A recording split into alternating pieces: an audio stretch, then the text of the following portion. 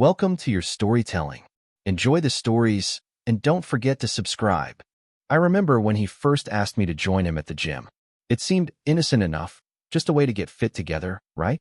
He was always so enthusiastic, so positive about it. "It'll be fun," he'd say, smiling, always so eager for us to share that part of our lives. I didn't see the harm in it at first, but I couldn't help feeling like something was off. Maybe it was just me overthinking things, but his constant insistence that we go together started to feel more like pressure. At first, I kept up with the routine, but there were days when I just didn't feel like going, and that's when I noticed something strange. He didn't seem to care when I skipped a session. It was like he was secretly relieved. I tried to brush it off, thinking maybe I was just imagining things. But then, one day, everything changed. I had finally decided to skip a gym session. I was exhausted, work had been crazy, and I needed a break. He left for the gym in the morning like usual, and I figured it'd be a quiet day. But something inside me told me I should check in on him. I hadn't planned on going, but curiosity got the best of me. So, I grabbed my coat and drove to the gym, thinking I'd surprise him. I walked in, expecting him to be on the treadmill, maybe lifting weights, but there was no sign of him. I started to feel that familiar sense of unease creeping in. Where was he? I asked a couple of the gym attendants if they'd seen him, but they all gave me blank stares. I wandered around, half distracted, until my eyes landed on something that made my heart drop. There they were, him and her. The woman from the gym who always seemed to be around, laughing a little too loudly, always catching his attention. I had noticed her before, but never thought much of it. She was just another gym goer, right? But the way they were standing together, it didn't feel right. He was laughing, his arm casually draped over her shoulder, and there was a look in his eyes that made me feel sick. He was supposed to be working out, focusing, but instead, his attention was entirely on her. And the way she responded? It was like they were a couple, like they had something going on behind my back. I stood frozen, watching them interact. My gut told me everything I needed to know, but I couldn't bring myself to move. What was happening here? Why was he acting like this? I walked closer, my heart racing in my chest. As I neared them, I tried to keep my voice steady. "What's going on here?" I asked, my words sharp as I stared at him. He froze, his face draining of color. She, however, just smiled, a smile that didn't seem friendly at all. "Hi," she said, as though she didn't have a care in the world. But her eyes were filled with something I couldn't quite place. My husband stammered. "I didn't expect you." His voice trailed off, and I could see the panic in his eyes. He had been caught, and there was no way out. But I wasn't done yet. "Who is she?" I demanded. The silence hung thick between us. My husband finally took a deep breath and said, She's someone I've been seeing for months, Sarah." His words hit me like a punch to the stomach, and I felt my legs go weak. "I'm sorry, but I didn't want to hurt you." I could hardly breathe, my mind reeling. "Months?" I asked, barely able to get the words out. "You've been seeing her for months, and I had no idea?" He nodded, his face filled with guilt. But that guilt did nothing to ease the pain in my chest. I thought I could keep it hidden, but I couldn't anymore. "She means a lot to me, Sarah." The words stung, each one like salt in an open wound. I wanted to scream, to throw something, to make him feel the way I felt. But instead, I stood there, paralyzed by the shock of it all. The room felt suffocating as his words echoed in my mind. "She means a lot to me." The nerve. How long had he been lying to me? Was I just another one of his distractions while he built his life with her? Every memory I had with him started to feel like a lie. The dinners, the vacations, the promises, all fake. I could feel my heart racing as anger slowly replaced the initial shock. The woman, his other woman, was still standing there, watching me with an almost smug expression. "I'm sorry, Sarah," she said, as though she was trying to sound sincere. But I could see the gleam in her eyes. This wasn't an apology. This was her victory. "You should have told me," I whispered, the words barely escaping my lips as I struggled to hold back the tears that threatened to fall. "You should have told me before this went so far." But he didn't have an answer. No words could make this better. I left the gym that day in a daze. The whole drive home, I kept replaying that moment over and over in my mind. Each time, it hurt even more. I had thought we were happy. I had thought he was happy. And now, everything I believed in felt like it was crumbling beneath me. When I walked through the front door, I found myself pacing back and forth, unable to sit still. How could he do this to me? How could I not see the signs? I had trusted him. I had given him everything. And this was what I got in return. I called my best friend later that night, needing someone to talk to. I don't even know who I am anymore, I said through a choked sob. She listened quietly, but I could hear the sympathy in her voice. You're still you, Sarah, she said softly. He's the one who's broken. For the next few days, my mind was a whirlwind of emotions. I couldn't sleep. I couldn't eat. Every time I closed my eyes, I saw him with her. I saw their smiles, their laughter. The betrayal stung, but what was worse was that I couldn't even confront him properly. Every time I tried to talk to him, he would avoid the conversation. I need some space, Sarah, he'd say, like it was that simple. As if his cheating could be erased with a few days of space. I hated how he acted like he was the victim. I wasn't the one who had slept with someone else. I wasn't the one lying. Yet, somehow, I was the one left in this mess, trying to pick up the pieces of my broken heart. A week had passed since that confrontation, and things only seemed to get worse. I was at home one afternoon, cleaning out the drawer where we kept our bills and old papers when I came across something I hadn't expected. His phone, which he had left lying on the counter, was unlocked. His texts were right there for anyone to see. Without thinking, I opened the messages. I should have walked away. I should have given him the space he asked for. But curiosity got the best of me. The first message I saw was from her. I miss you. It read, followed by a heart emoji. My stomach twisted. But what really made my blood run cold was the message he had sent her earlier that day. Can't wait to see you tonight.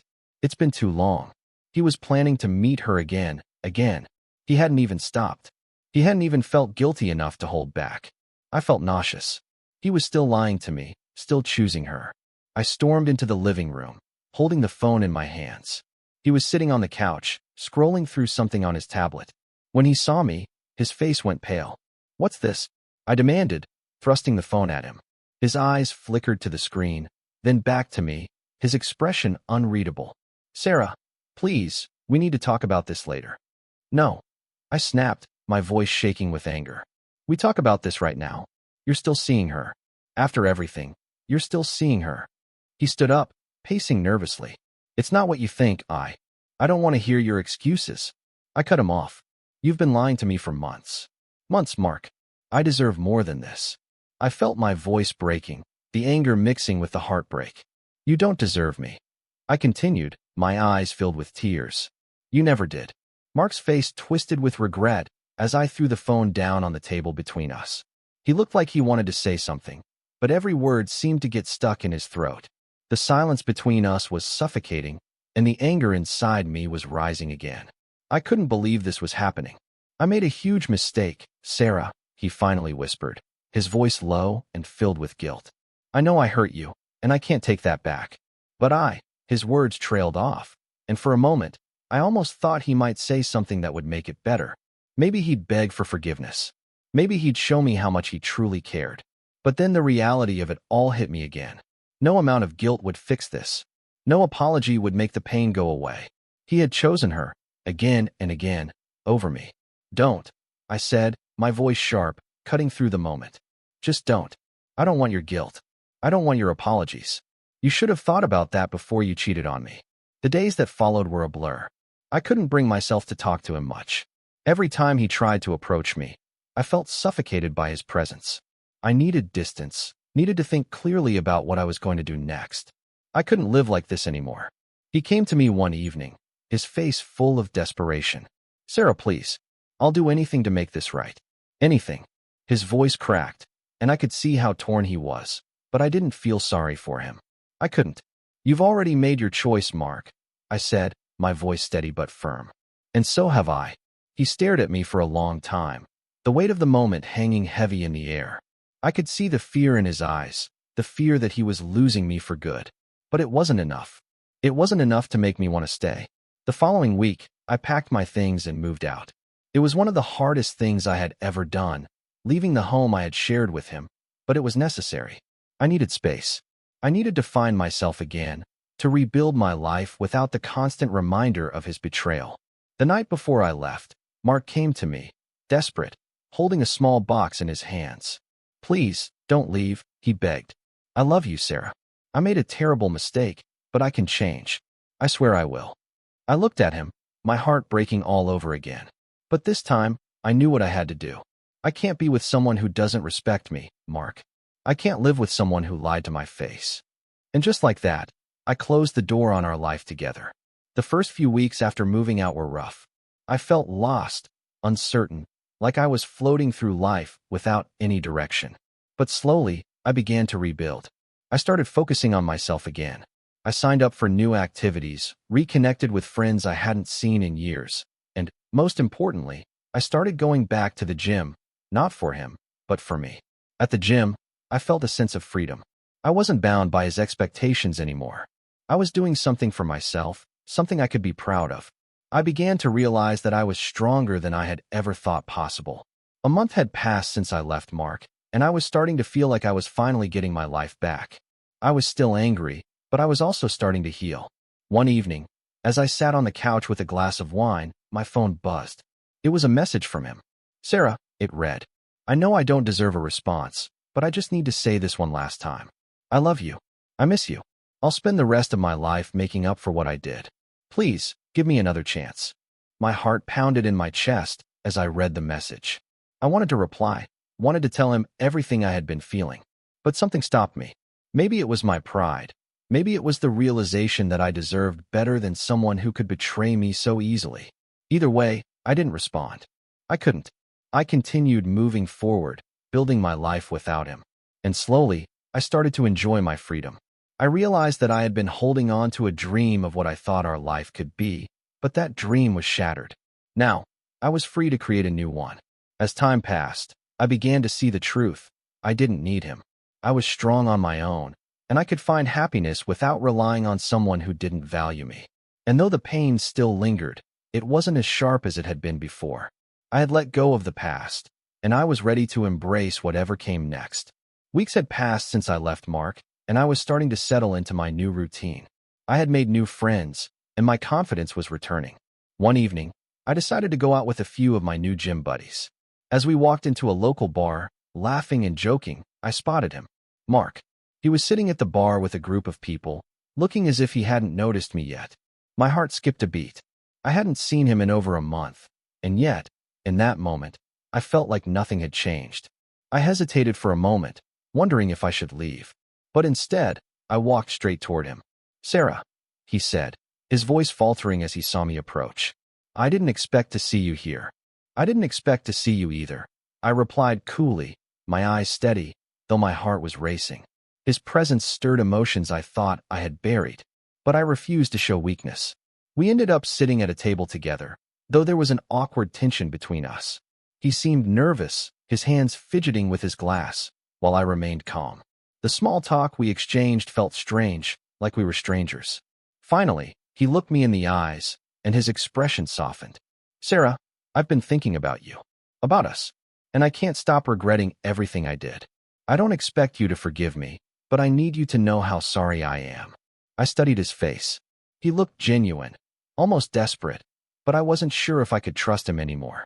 "You had your chance, Mark, and you blew it," I said quietly, leaning back in my chair. "You hurt me in ways I didn't think I could ever be hurt." His face fell, and he looked down at his hands. "I never wanted to hurt you," he muttered. "But I was selfish. I was stupid. I took you for granted, and now I have to live with that." As the conversation wore on, I realized something. I wasn't angry anymore. The betrayal still hurt, but I wasn't holding on to that anger the way I used to. I had spent so many nights crying, so many days questioning my worth, and I wasn't going to let him drag me back into that darkness. "Mark, I don't know what's going to happen next," I said softly, standing up from the table. "But I can't keep talking about the past. I've moved on, and I'm not going to let you be a part of my life anymore." He looked like he wanted to say more, but I didn't give him the chance. "Goodbye, Mark," I said, walking away without looking back. For the first time in months, I felt a sense of peace. I had finally let go. I woke up the next morning feeling lighter than I had in so long. The weight of the past seemed to lift off my shoulders, and I realized I was truly free. I spent the rest of the weekend focusing on myself. I went for long walks, read the books I'd been neglecting, and even tried new recipes. The gym had become my sanctuary, my place of strength. It wasn't just about the physical transformation anymore. It was about reclaiming my life. I was becoming someone I had forgotten I could be, a woman who didn't need anyone's validation to feel worthy. It was a Friday evening when the phone rang. I didn't recognize the number, but something told me I should answer. It was him, Mark. "Sarah, I've been thinking a lot about what you said," he began, his voice sounding hesitant. "I know you've moved on, but I just wanted to tell you that I'm truly sorry. I made a huge mistake, and I'll regret it for the rest of my life." I closed my eyes, feeling a mix of emotions. "Mark, I've heard your apology. I've accepted it. But we're done. I'm done." There was a long pause before he spoke again. "I understand. I just wanted you to know that I'm not the same person I was. But I'll respect your decision." I hung up the phone, feeling a sense of finality. That was the last time I would ever hear from him. And for the first time in months, I was okay with that. As the months passed, I continued to grow. My career took off in ways I hadn't expected. I started to travel more, exploring places I had always dreamed of visiting. And every time I looked in the mirror, I saw a woman who was becoming stronger, more independent, and more sure of herself. I learned to love myself again. I learned that I didn't need anyone to complete me. I was enough on my own. One evening, while out with friends, I met someone new. His name was Adam. He was kind, thoughtful, and had a quiet strength about him that immediately put me at ease. At first, I didn't think much of it. But as time went on, we spent more and more time together. And slowly, I realized that I was falling for him. He was everything Mark wasn't: genuine, honest, and loving in ways I had never experienced before. It wasn't perfect. We took things slow, but with Adam, I felt safe. I felt loved. For the first time in a long time, I could see a future again. With Adam, everything felt different. I hadn't expected to feel this way again after what Mark had put me through. But Adam was patient, and he never rushed me. He took the time to understand my fears, my hesitations, and my scars. He didn't push for more than I was ready to give. I remember one night, as we sat on the balcony under a sky full of stars, I told him about Mark, about the betrayal that had shattered my trust. Adam listened without judgment. "I know it's hard, Sarah," he said softly, "but I want you to know that I'm here for you, no matter what." It was the first time I truly felt that someone could be there for me, not to fix me, but to love me through my healing. I began to trust him in ways I hadn't trusted anyone in a long time. Mark tried reaching out once or twice after that, sending me messages, calling me when I was least expecting it. But I didn't respond. The truth was, I no longer needed closure from him. I had already closed that chapter of my life, and nothing he could say would change what I had learned. I realized that sometimes closure doesn't come from a conversation or an apology. It comes from within. It comes from the moment you choose to stop allowing the past to control you and start living for yourself. One evening, I took the last of Mark's things that had been left in my closet and dropped them off at his place. I didn't say a word. I just left them at the door and walked away, my heart lighter than ever before. It was the final act of letting go. As the months turned into a year, I became someone I was proud of. No longer the woman who was defined by the heartbreak of betrayal, but a woman who had faced her fears and risen stronger for it.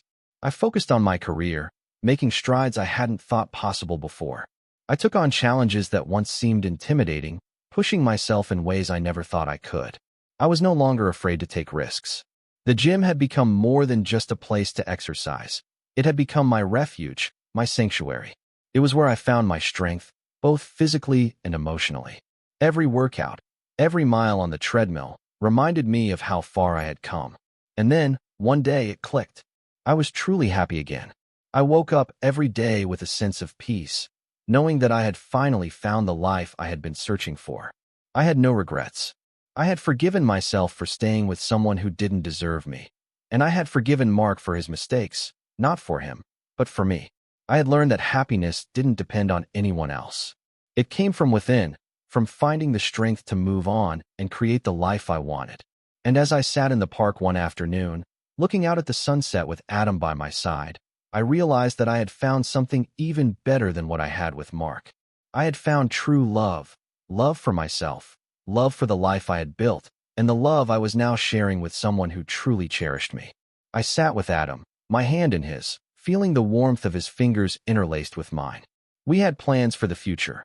Plans that involved traveling, growing together, and continuing to build a life that was rooted in love, trust, and respect. For the first time in a long time, I looked ahead without fear. The past had taught me valuable lessons, but it no longer held power over me. I was in control now. I had taken back my life, and nothing could take that away from me. Sometimes, I look back and wonder how I got to this point. How did I go from being that broken woman, devastated by betrayal, to the woman I am now, strong, independent, and full of hope for the future? It wasn't easy. There were days when I didn't think I could keep going. But with every tear, every heartbreak, I learned something about myself.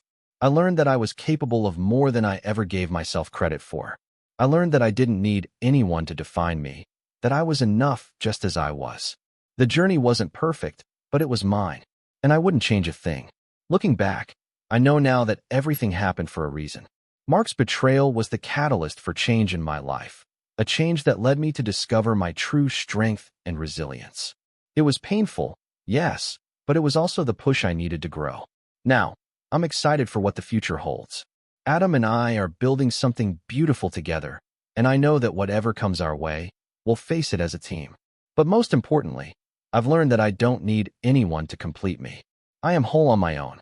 And as I take each step forward, I'm reminded that the best chapters of my life are still yet to come. Thank you for listening to my story until now.